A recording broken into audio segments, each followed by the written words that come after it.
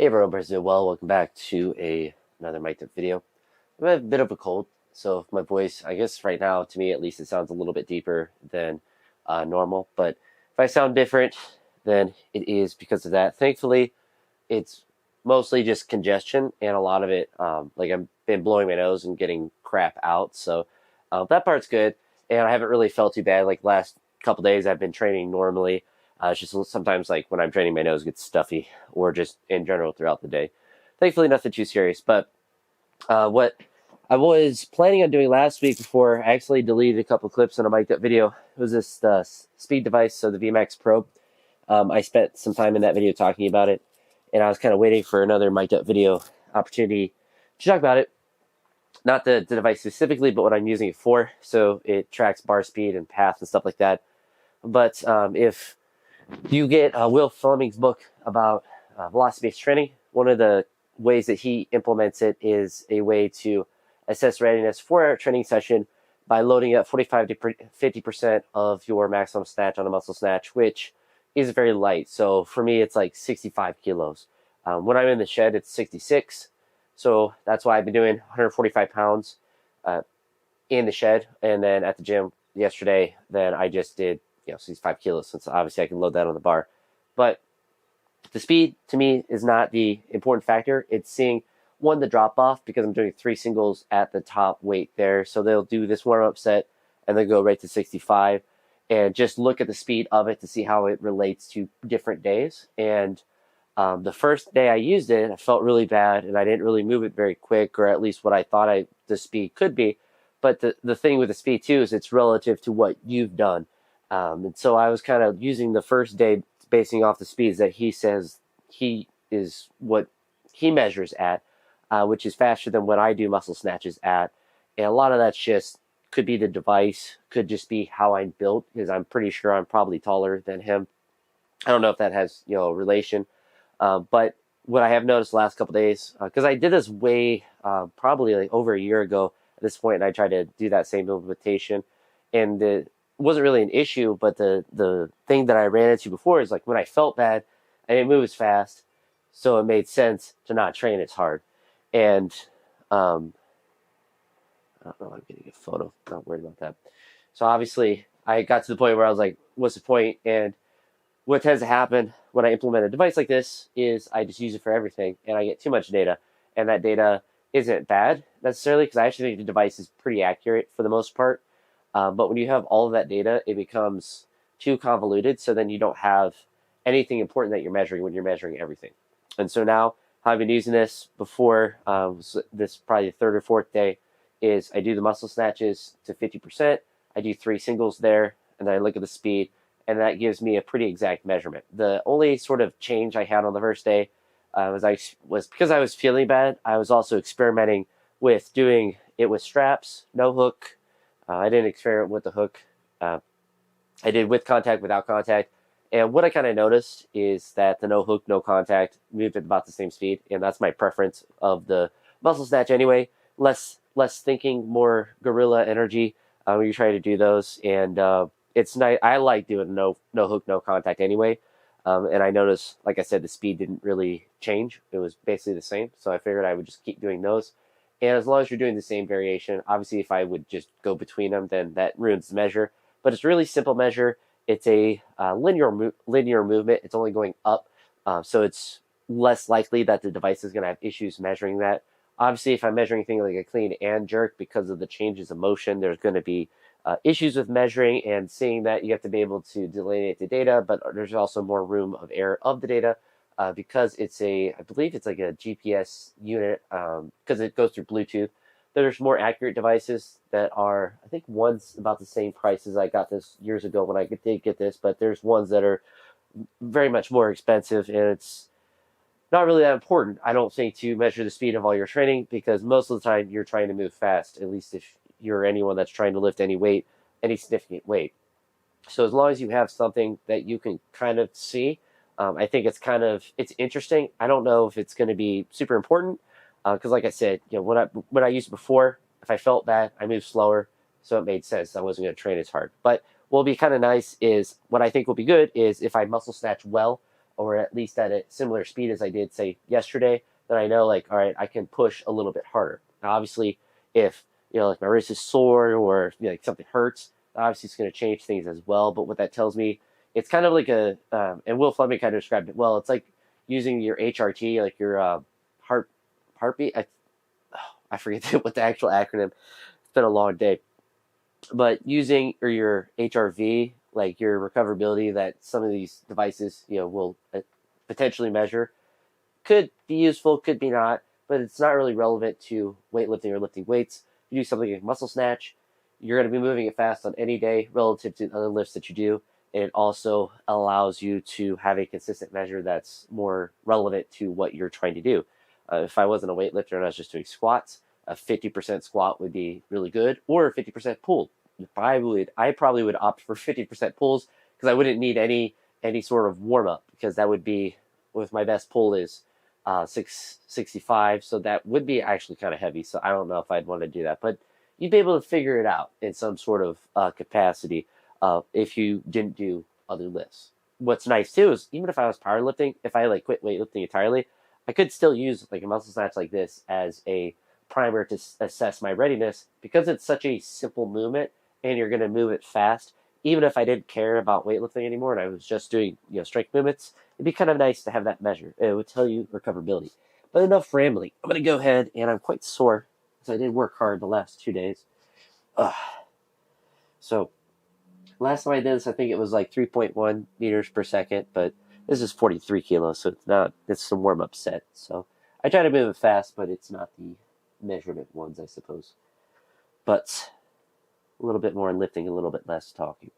And I guess in the last video, you probably would have seen this device on the bar, but that's what it is. All right. Let's see how slow this moves, because I do feel pretty tired.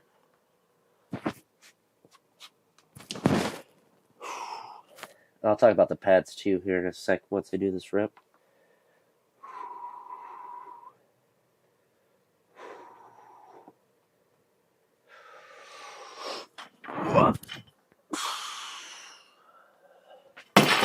Oh, that was bounced. But actually, based on Zach Tellender's video, I bought some Bells of Steel crash pads because I noticed that they're very sturdy, and the ones I have in the back, they're very cheap and they broke down quite a bit very quickly. And I have them angled on my squat racks. That's why it kind of attacked me, but they are more stable. So I definitely don't want to take a barbell to the shin, because based on my track record of stupid injuries that I will occasionally incur, getting hit by a stray barbell is certainly something that has happened.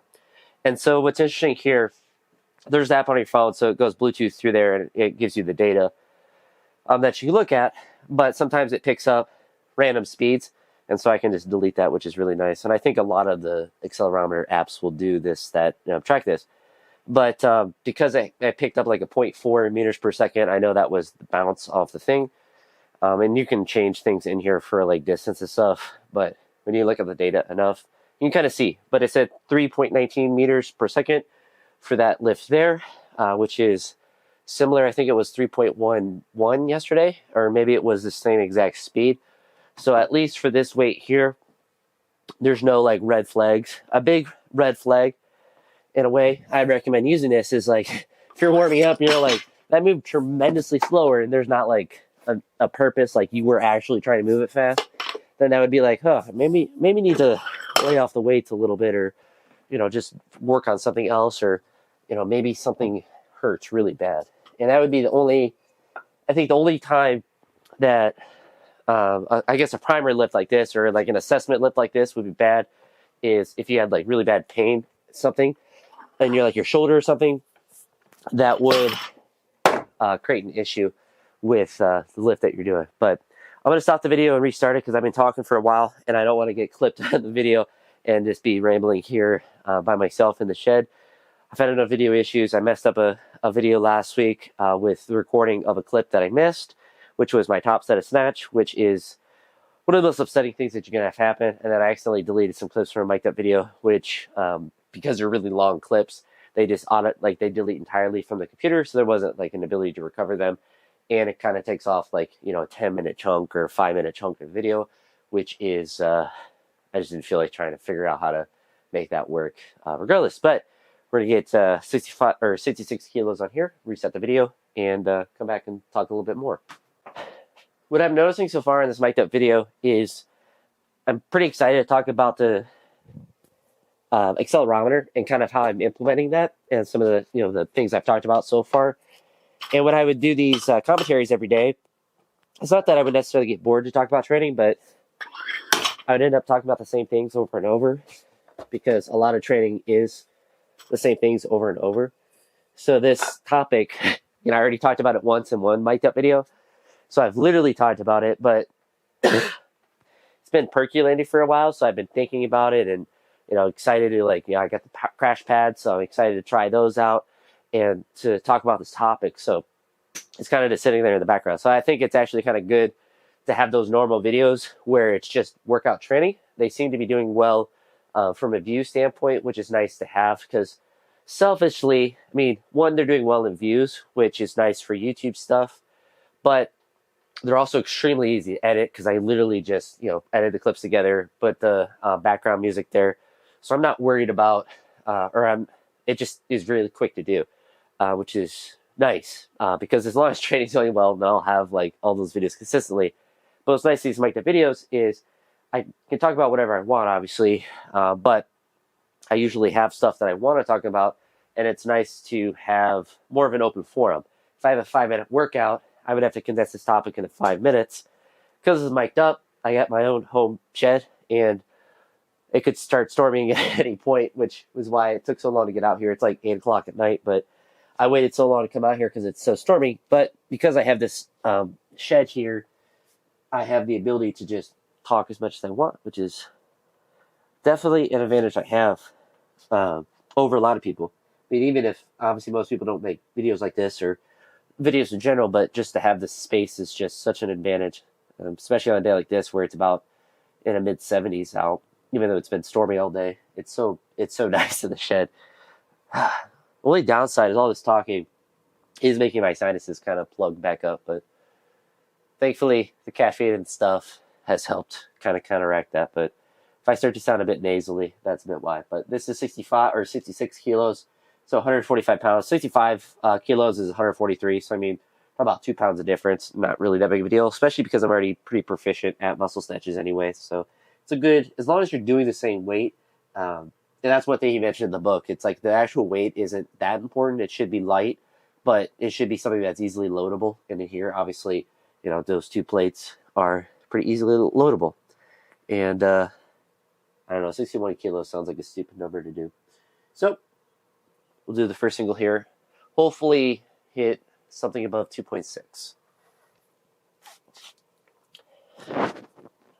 And because it's focused on the speed, I'm more focused on the ooga booga of just trying to yeet it up as quick as I can. So we'll see what happens.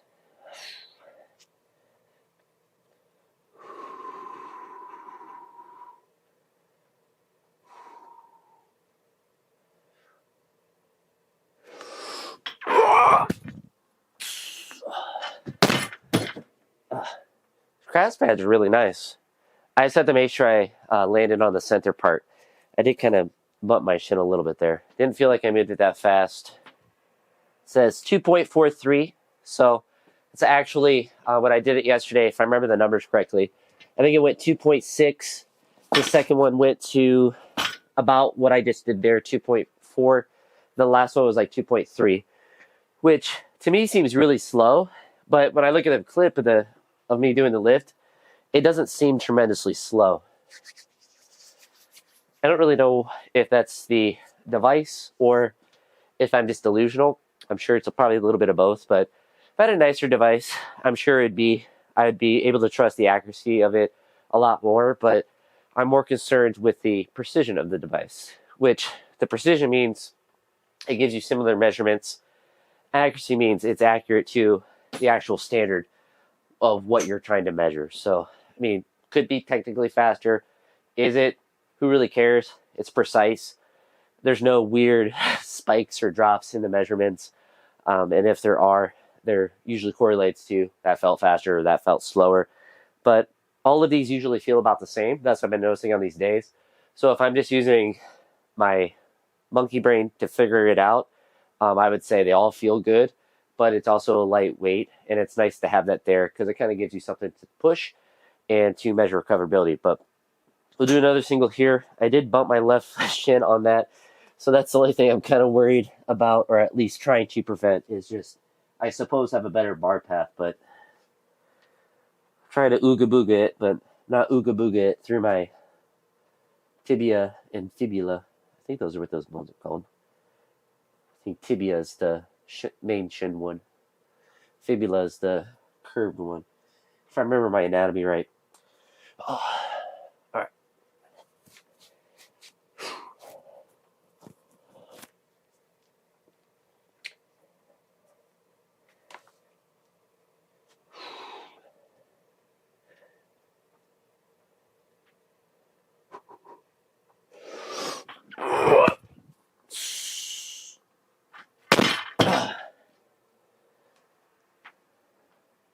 I'm just looking at the pads.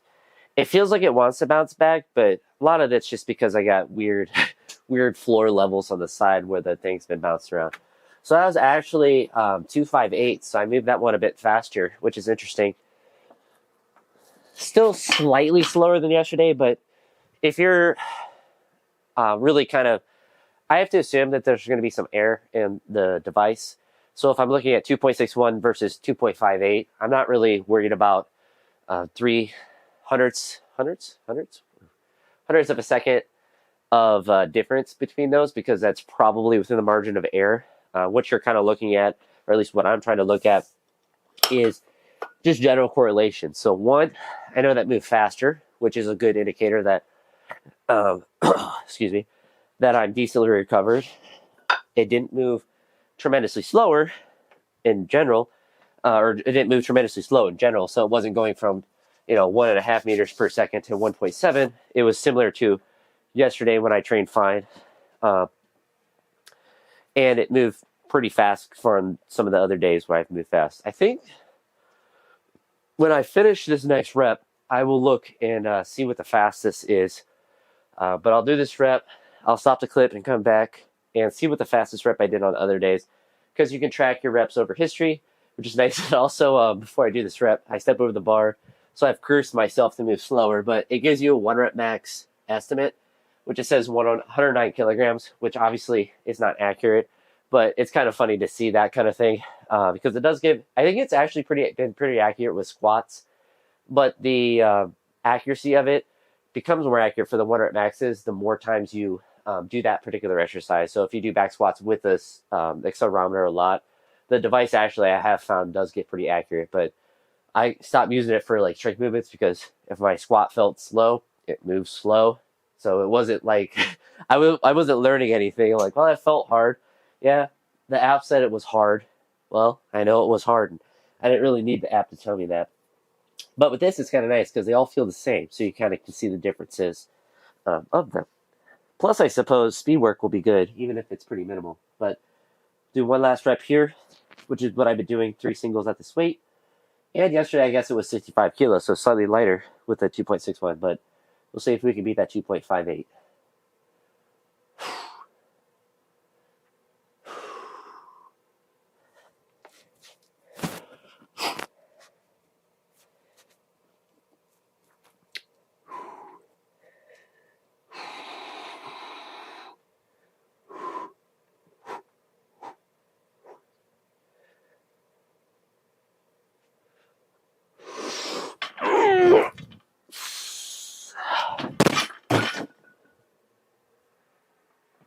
We get 2.6 on the dot. So information I've gotten from there, I'll talk about it in the next clip, but it's a good sign. It means I'm not too trashed from yesterday, which I worked really hard yesterday, which is good. It means I'm just recovering, which is good.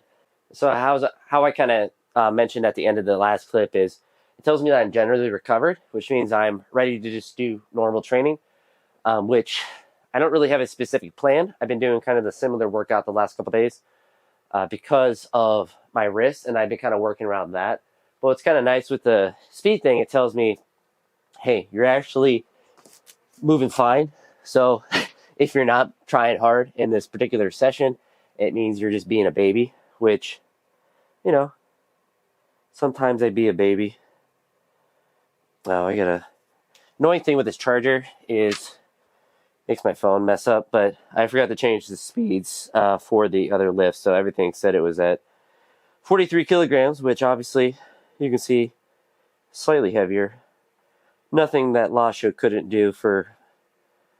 Actually, that would be the most curious thing for me.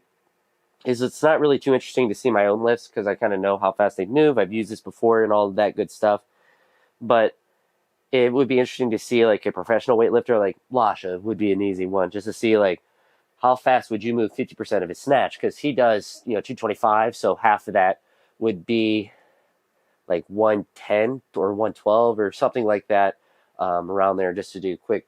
I guess it'd be about 112 because that would be 224. So 112 and a half, or just to see him do like a 110 muscle snatch, just how fast do you move that, and just see it kind of correlate to that, because that to me would be interesting to see that data, just because it would be probably really difficult to find, as you're not going to be able to, like if you did a study, you're not going to find anyone that does a muscle snatch 50% of their muscle snatch is 110, and be able to see, immense weight like that, and to see the correlative nature of the speed of a muscle snatch versus, what their maximum is. For most people, like even for me, like this, being able to do like 50% of a 135 snatch is, if you're thinking from like a study standpoint, would be pretty rare to be able to find. You'd be able to find lots of people in general that could, do 50% of their snatch would be more than this. But if you're trying to do like a scientific study, I would imagine it'd be pretty difficult. So, the one rep max one, it's funny. The one day it said 173 kilograms was my max muscle snatch predicting thing. But if we are looking, so we'll look at yesterday, it was 2.61 was my fastest. The day before, actually did one at 2.71.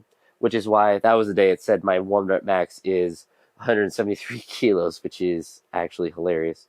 Day before that, 2.59.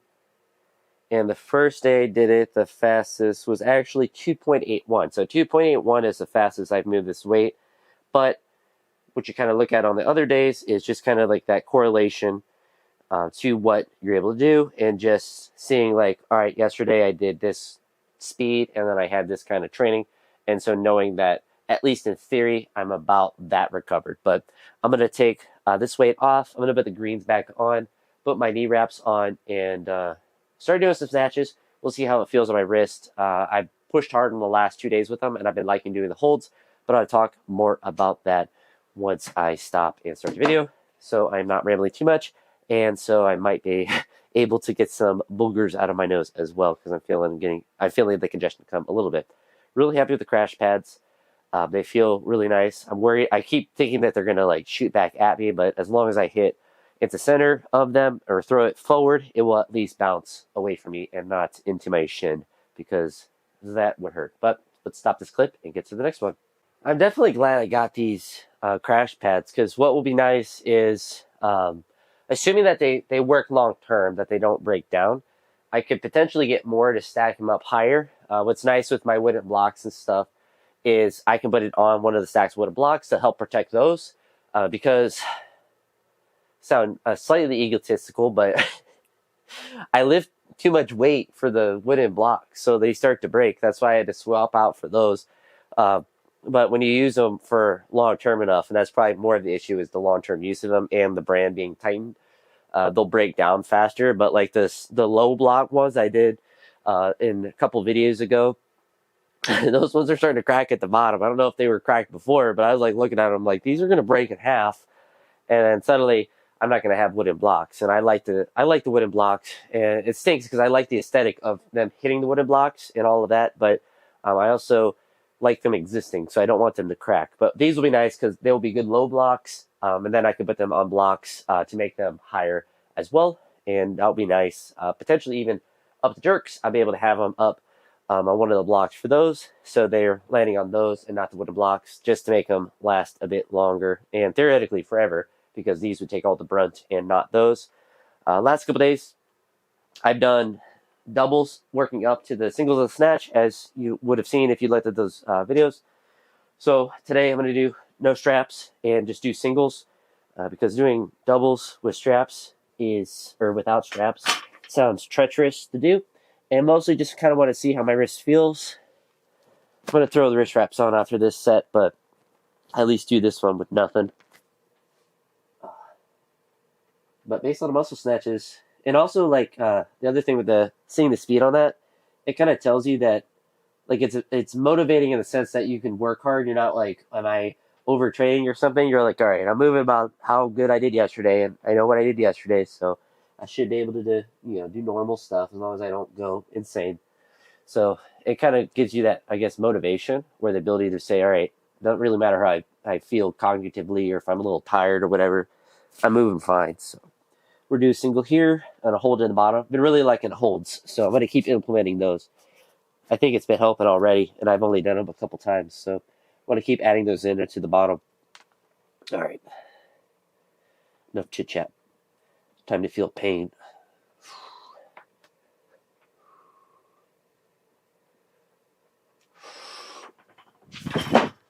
Oh, that hurt.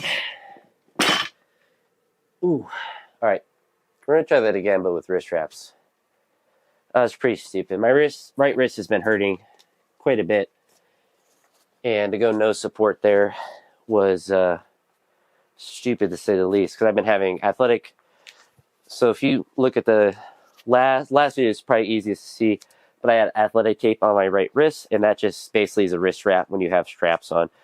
But yeah, that was not comfortable, so snatching may not happen too much today, but we'll go ahead and try another rep. Thankfully, I didn't actually miss 43 kilos. I just felt that in my wrist, so I just threw it off.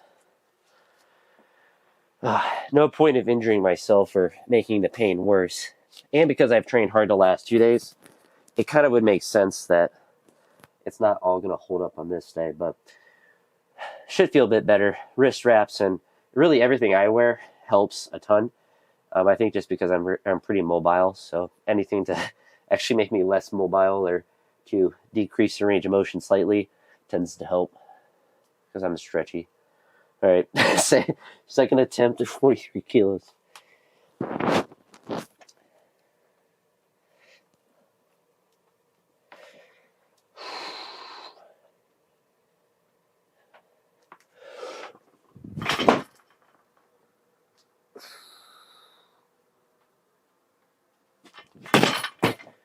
Certainly wasn't pain-free, but it definitely wasn't shooting in pain, and that's a big thing why I usually have stuff on my knees. It's actually to make less range of motion. I think Dylan Cooper is talking about that in one of their Zach Telmer's lift companions. It's like it's almost too mobile, in the sense that like it feels good to have this stuff on, not because it necessarily provides support, but it like limits the range of motion. Like my wrist just doesn't go as far back with these on, which is obviously the purpose of them, but I get a probably disproportionate effect compared to other people who have less mobility because of that reason. Although my arms and stuff aren't particularly mobile, it's mostly my legs and hips. As you notice, like the bottom of squats, like I get really low, and it's often not optimal for like a big squat if you have that. I don't want to say I necessarily have extreme range of motion, but I have very deep range of motion, and in like snatches and cleans and stuff, I can catch them really, really low, which is treacherous to stand back up from. But I'm gonna stop the video. We'll go back up to 61 kilos and do another single there, because that one didn't hurt too bad. Because I squatted the last 2 days and I did some pretty decently heavy clean RDLs yesterday, I probably won't do legs and pulls or squats and pulls today. I kind of want to do some pressing. I've been doing actually a ton of shoulder work in general, which I think is one of the reasons the last couple of days, my lockouts, at least on videos, look a little bit better. And honestly, it's felt better as well, is I've been doing a lot of like external work, just anything for the back of the shoulder with bands or, mostly bands. I'm trying to think. I've done less with dumbbells and more with bands, and just done lots and lots of reps. So I think those have been good. It feels good, or it feels like I'm weak on this left arm, which is obviously not good, but it's good to like know that, so I can work on it and just keep getting that area stronger, and hopefully, keep getting that lockout more and more sturdy. But with that, because I'm not going to do squats and pulls, theoretically I could push a little bit more in these, but still a bit achy and stuff. So I don't think that'll really be too much into the cards. But as long as I get some holds in, I'll be happy. And then maybe instead of doing clean and jerks, although I do want to do some more holds in the split, I'll probably do some pressing, because I haven't pressed really much because of all the shoulder accessories. But just 61 here.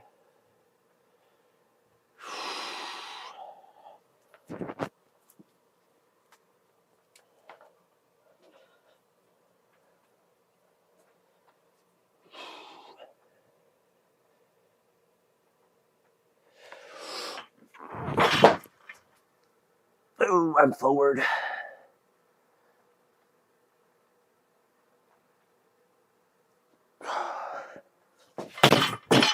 I was forward, but I think it was because I was apprehensive about my wrist, because it is achy within this. So what I'm going to do here is actually take a pretty aggressive jump up to 84. I'm going to crank this wrist wrap real tight and just do one more good rep with the snatch, and just do like I guess an AMRAP as far as the hold goes, because this is pretty sore.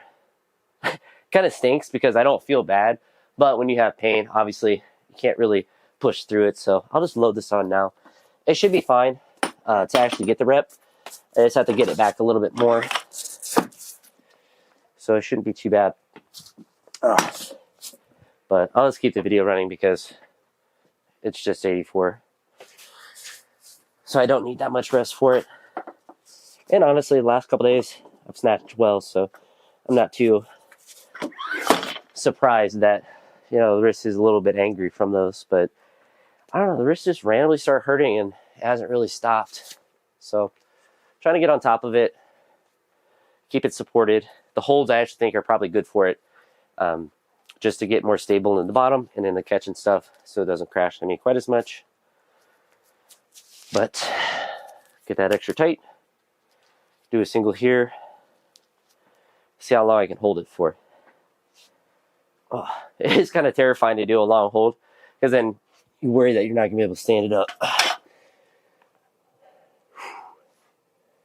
But it's just 84, so should go all right as long as I finish. All right.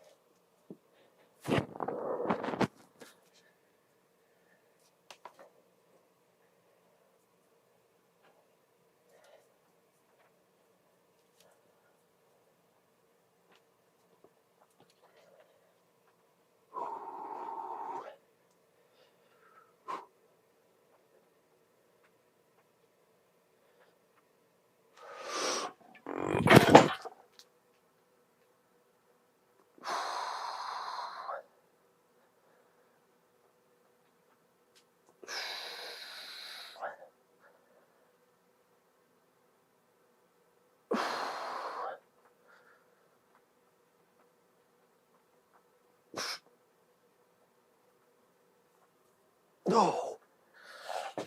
Oh. Whew. Those are hard to do. It actually is like a good pain, because I feel it kind of in both wrists when I'm done. But I think it's actually a good wrist strengthening exercise, and I should honestly just do these how I've been doing them, just all the time. But whew, that's as heavy as I'm going to go with snatches today. Get these off because they were quite tight. Rat rep felt actually pretty good, and it hurt less than the last one.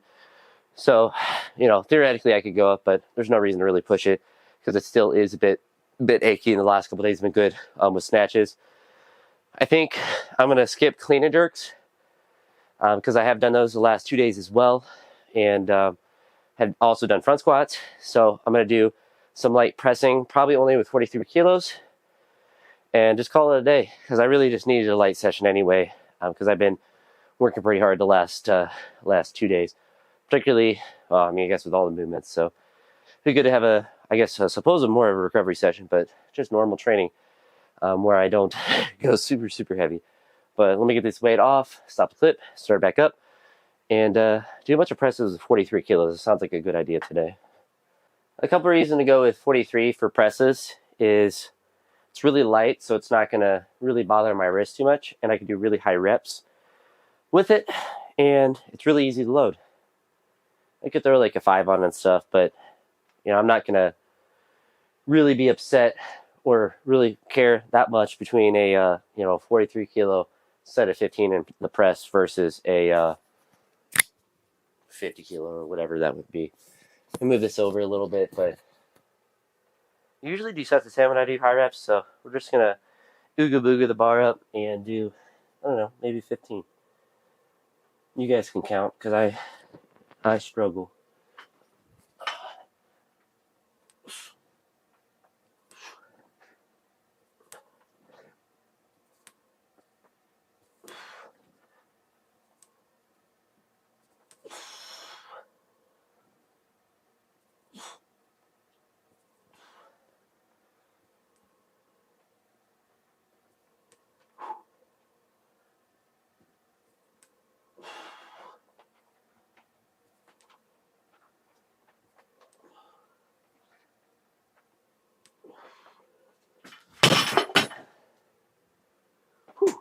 So I think that was 15, but probably do another set there.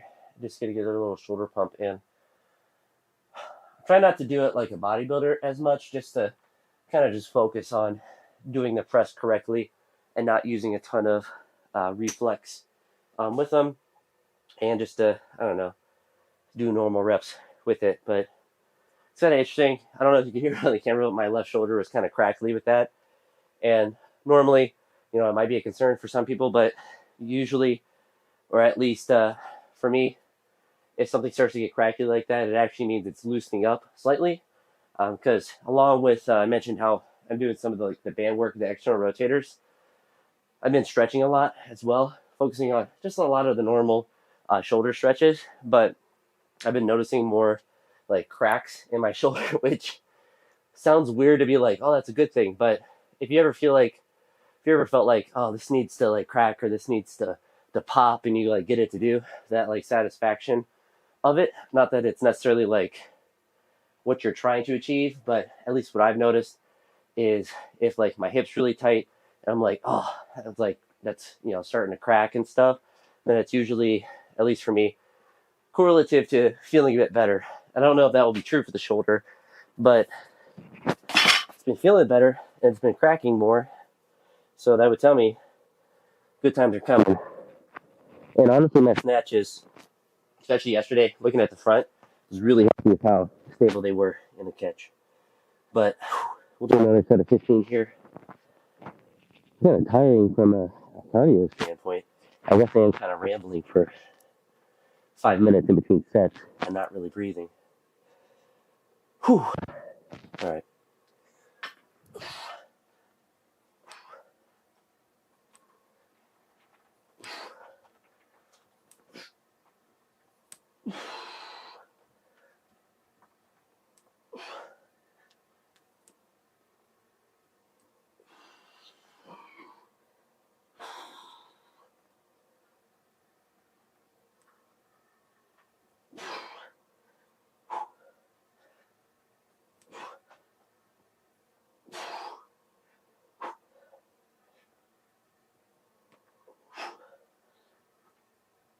Ooh.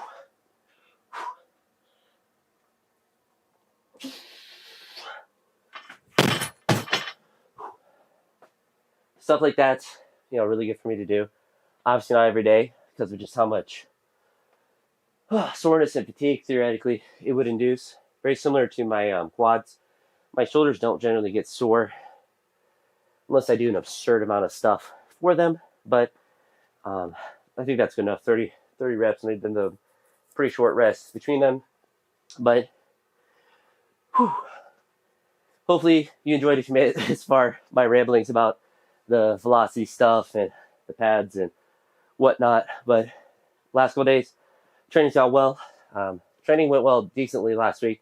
I didn't have as many videos, but that was more on me having technological issues But hopefully the wrist starts to get better. I think it has improved the last couple days, so it's just something I just have to be a little cautious of. And honestly, it hasn't really limited me. It's just kind of tolerating the pain and making sure, as you saw with that first 43, that I have something on my wrist. Otherwise, it just kind of hyper flexes back or hyperextends or whatever the term is. But kind of gassed.